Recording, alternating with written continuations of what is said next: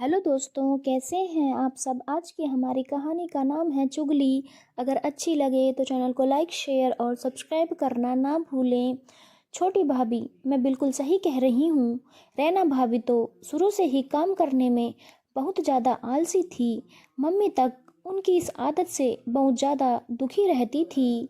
अब तो वह है नहीं, तो मैंने गौर किया और देखा कि रैना भाभी कैसे आपके ऊपर अपना सासपन दिखाकर बस खुद आराम करती रहती हैं। ज़्यादा उनकी बातों में मत आना, वरना तुमको तो वह पूरी नौकरानी ही बना लेंगी। ननद मीना रसोई में खाना बनाती अपनी छोटी भाभी सैली से बोली, जो अभी कुछ ही महीने पहले शादी कर ससुराल की दहलीज पर आई थी। मीना का भी ससुराल इसी शहर में था, तो वह जब देखो तब वह बिना बादल की तरह आकर बरस उठती थी और उसको अपनी दोनों भाभियों का प्रेम फूटी आंख न सुहाता। तभी किसी काम से रैना रसोई में आई थी और अपना नाम सुनकर दरवाजे पर ही ठिठक गई। रैना तो अपनी ननद की यह सब कानाफूसी सुनकर होश ही उड़ गए। हे भगवान, ये कैसे आग लगाने की कोशिश कर रही है ननद रानी हम दोनों के बीच में। लेकिन वह यह सोचकर थोड़ी देर और दरवाजे पर ठिठक गई कि वह सुने तो कि उसकी देवरानी सैली उसकी ननद की बात का आखिर क्या जवाब देती है। मीना जीजी, ऐसी कोई बात नहीं है। रैना जीजी आलसी नहीं है, बल्कि वह तो खुद ही सारा काम कर लेती हैं। मुझको तो वो कुछ करने ही नहीं देती।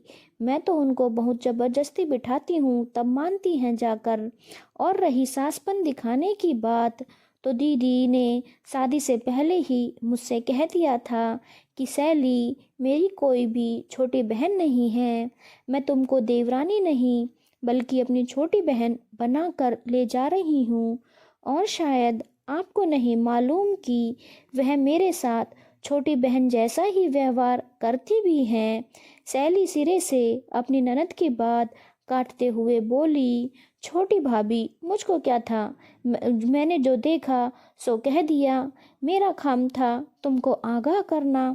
अब तुम जानो, तुम्हारा काम जाने, इतना कहकर मीना रसोई से बाहर निकलने लगी और दरवाजे पर रैना को खड़ा देखकर एकदम से अचकचा कर घबरा कर बोली, अरे भाभी आप, मैं तो आपके पास ही आ रही थी। ननद रानी, अच्छा हुआ कि मैं यहाँ आ गई और आपकी सारी बातें सुन ली जो आप सैली से कह रही थी। लेकिन आपने सुन लिया ना मेरी छोटी बहन का जवाब। आप अभी मुझसे कानाफूसी करके जी नहीं भरा जो आप सैली के कान भरने चली आई। अभी अभी आप मुझसे मेरे कमरे में क्या कहकर आई थी, बताऊं क्या सैली को। रैना ने मीना की ओर निहारा। अरे भाभी, आप भी बेकार ही बात को तूल दे रही हैं। मीना एकदम से घबराते हुए बोली। अब तो उसको लगा कि उसकी पोल खुल जाएगी। नहीं नंदरानी, शैली को तो जरूर पता चलना चाहिए। शैली, तुमको पता है, अभी अभी ननद रानी मुझसे मेरे कमरे में कह रही थी कि बड़ी भाभी छोटी भाभी पर पूरी लगाम कस कर रखिएगा। मम्मी नहीं है तो क्या हुआ, मम्मी की जगह आप तो हैं। अपनी पूरी ठसक बना कर रखिएगा, वरना आजकल की लड़कियों को ज़्यादा लाड दुलार दो तो बेवकूफ़ समझ लेती हैं। और मुझको तो वह चेहरे से ही बहुत चालू लगती हैं। और जब मैंने मना कर दिया तो ये यहाँ आ गई तुम्हारे कान भरने। रैना बहुत आहत होकर बोली, तुमको पता है सैली, जब मम्मी जी थी तब भी अपना वर्चस्व दिखाने के लिए मेरे और मम्मी जी के बीच में उल्टी सीधी बातें लगाकर फूट डालने की कोशिश करती थी। क्योंकि मम्मी जी की पहली बहू होने के कारण मुझको बहुत ज़्यादा प्यार करती थी। मैं जब ब्याह कर के आई तो वो सब कामों में मुझको आगे करने लगी और यही हमारी ननद रानी को खटक जाता था।